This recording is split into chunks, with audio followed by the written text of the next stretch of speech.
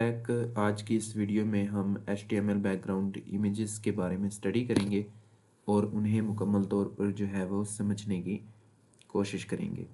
तो first of all, अगर आप किसी भी इमेज को किसी कंटेंट का या अपने HTML पेज में किसी सेक्शन का बैकग्राउंड बनाना चाहते हैं, तो उसका जो बेसिक सिंटैक्स होता है वो होता है जब आप CSS यूज़ करते हैं। ठीक है, आप अगर किसी इमेज को बैकग्राउंड बनाना चाहते हैं, लाइक किसी आइकन को, किसी बटन का बैकग्राउंड बनाना चाहते हैं, या फिर किसी कंटेंट का कोई इमेज बैकग्राउंड बनाना चाहते हैं, तो उसके लिए CSS जो है वो बहुत ज़्यादा इम्पोर्टेंट है। Without CSS it's not possible. ठीक है, तो सबसे पहले जो बेसिक सिंटैक्स है वो क्या होता है कि हम जैसे कि अभी हमारे पास कोई पैराग्राफ है और हम उस पैराग्राफ का जो बैकग्राउंड है, हम चाहते हैं कि वो इमेज, एक बहुत बड़ा पैराग्राफ है हमारे पास और हम चाहते हैं कि उसका जो बैकग्राउंड हो वो कोई इमेज होनी चाहिए।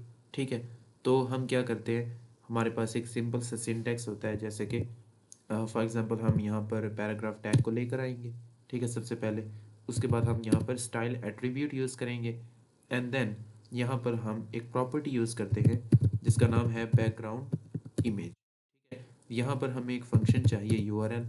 अब यहाँ पर फंक्शन आ गया है URL। अब आपने क्या करना है, आपने विदाउट कोट्स आपने इसका जो पाथ है जहाँ पर आपकी इमेज एग्जिस्ट करती है, आपने यहाँ पर वो पाथ इंटर करना है। ठीक है, और आपको पता होना चाहिए कि इस पैराग्राफ टैग में हम जो ये CSS यूज़ कर रहे हैं, ये कौन सी CSS है, ये इनलाइन CSS है। ठीक है, ये पूरे इंटायर पेज पर नहीं है, बल्कि ये सिंपली सिर्फ इसी पैराग्राफ को ही है जो कवर करेगी। ठीक है, ये हेडिंग्स को कवर नहीं करेगी, ये किसी को कवर नहीं करेगी, बल्कि इस पैराग्राफ के अंदर जो भी टेक्स्ट आएगा ये सिर्फ उसी पर अप्लाई होगी। तो यहाँ पर हम जो है पाथ सेट करते हैं। अब फॉर एग्जांपल हमारे पास इमेजेस फोल्डर है और वहाँ पर एक इमेज है phishing.png। इसके बाद जैसे ही आप इसे क्लोज करेंगे टैग को, तो आप जो भी टेक्स्ट यहाँ पर इंटर करेंगे तो उसका जो बैकग्राउंड होगा वो इमेज होगी जो आपने यहाँ पर पाथ सेट। तो अच्छा, इसके बाद जो है फॉर एग्जांपल हम चाहते हैं कि हमारा जो बॉडी है, ठीक है ना, हमारे जो स्ट्रक्चर है, जो वेब पेज है, जो index.html की फ़ाइल है, उसकी जो कंप्लीट बॉडी है उसमें हम हेडिंग्स डालें या कोई भी टेक्स्ट डालें या कोई भी पैराग्राफ डालें या कुछ भी डालें, उन सब का जो बैकग्राउंड है वो एक इमेज हो। ठीक है, वो एक इमेज हो उन सब का बैकग्राउंड। तो आपने क्या करना है, आपने सिंपली हेड टैग में जो है स्टाइल टैग को यूज़ करना है और उसमें बॉडी की जो प्रॉपर्टी है उसको आपने CSS के साथ मैग्नीफाई करना है, उसके साथ डिज़ाइन करना है। ठीक है, चलिए जी, इसको हम जो है वो रिमूव करते हैं और हम सबसे पहले क्या करेंगे, हम यहाँ पर स्टाइल टैग को जो है वो इंटर करेंगे। स्टाइल टैग में फॉर एग्जांपल हम यहाँ पर एक बॉडी की प्रॉपर्टी जो है वो यूज़ करते हैं, लाइक यहाँ पर हम लिखते हैं बिल्कुल सेम बैकग्राउंड इमेज। ठीक है, और उसके बाद हम एक URL सेट करते हैं इमेजेस फोल्डर में, जो phishing.png की फ़ाइल है उसको हमने एज अ बैकग्राउंड यहाँ पर बॉडी के लिए सेट कर दिया। अब हम यहाँ पर फॉर एग्जांपल बॉडी में कुछ भी लिखते हैं, like this is in heading, और इसके बाद हम यहाँ पर एक पैराग्राफ एंटर करते हैं, this is the main paragraph. अब हम इसका जो है वो प्रीव्यू देखते हैं। तो ये देखें जी, हमारी जो इमेज है वो एज अ बैकग्राउंड जो है वो सेट हो चुकी है बॉडी के लिए। ठीक है, अब क्या करते हैं, हम इसको थोड़ा सा मॉडिफाई करते हैं। यहाँ पर इमेज जो है वो अच्छी नज़र नहीं आ रही, तो हम इसको थोड़ा सा मॉडिफाई करते हैं। इसके लिए हम क्या करते हैं, हम एक बैकग्राउंड रिपीट की एक प्रॉपर्टी है, हम वो इस्तेमाल करेंगे। अच्छा, बैकग्राउंड रिपीट की जो प्रॉपर्टी होती है ना, इसका मतलब ये होता है कि अगर आपकी जो यानी कि जो आप ब्राउज़र इस्तेमाल कर रहे हैं, तो जो इमेज होती है वो बाय डिफ़ॉल्ट हॉरिज़ॉन्टली भी और वर्टिकली भी वो रिपीट होती है जब तक कि वो पूरे के पूरे एंटायर एलिमेंट पर फिट नहीं हो जाती। और अगर आप उसको मॉडिफाई नहीं करते, आप उसको जो है वो सेट नहीं करते, तो वो रिपीट होती रहेगी। और अगर आप चाहते हैं कि वो रिपीट ना हो, तो फिर आप जो है आपको एक प्रॉपर्टी यूज़ करनी होगी जिसका नाम है बैकग्राउंड रिपीट।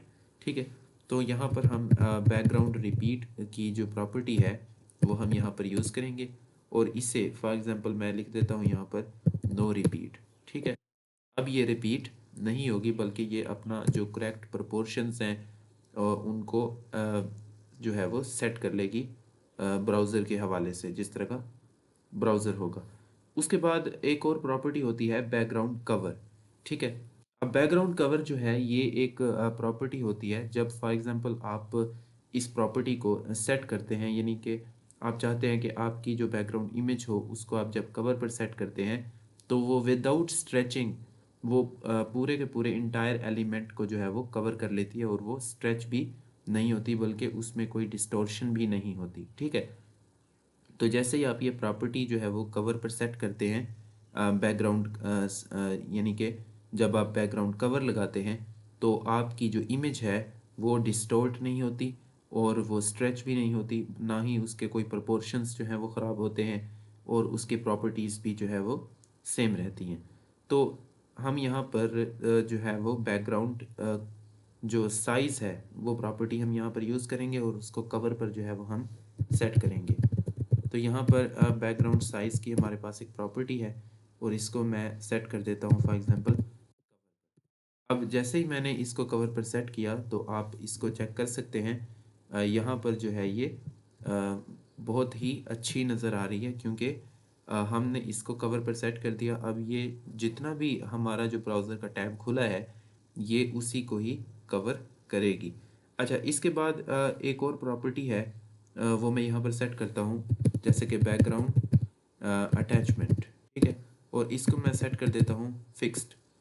अब ये कहीं भी नहीं जाएगी बल्कि ये अब अपने आप को इसी ये जो हमारी बॉडी है, ठीक है ना, जो भी हमने इसको एलिमेंट डिज़ाइन किया है ये उसको अपने हवाले से वहाँ पर अपने आप को फिक्स कर लेगी। अच्छा, एक और चीज़ होती है, अगर आप किसी इमेज को जो है वो आप स्ट्रेच करना चाहते हैं तो उसके लिए क्या होता है कि आप सिंपली बैकग्राउंड साइज में जो आपने कवर लगाया है आप इसको सिंपली 100% और 100% कर दें तो ये हमारी इमेज जो है वो आप देख सकते हैं कि ये स्ट्रेच हो चुकी है, डिस्टॉर्ट हो गई है और इसने जितना मतलब कि इसको जगह मिली थी इसने अपने आप को उस हिसाब से बना लिया है। और अगर आप इसे कवर कर देंगे तो ये एज अ बैकग्राउंड कवर बन जाएगी। ठीक है, तो इस हिसाब से हम जो है वो बैकग्राउंड इमेज में मुख्तलिफ तरह की प्रॉपर्टीज़ CSS की यूज़ करके अपनी इमेज को जो है वो मैग्नीफाई कर सकते हैं, उनमें मुख्तलिफ तरह की तब्दीली जो है वो ला सकते हैं। So this is everything you need to know about HTML background images.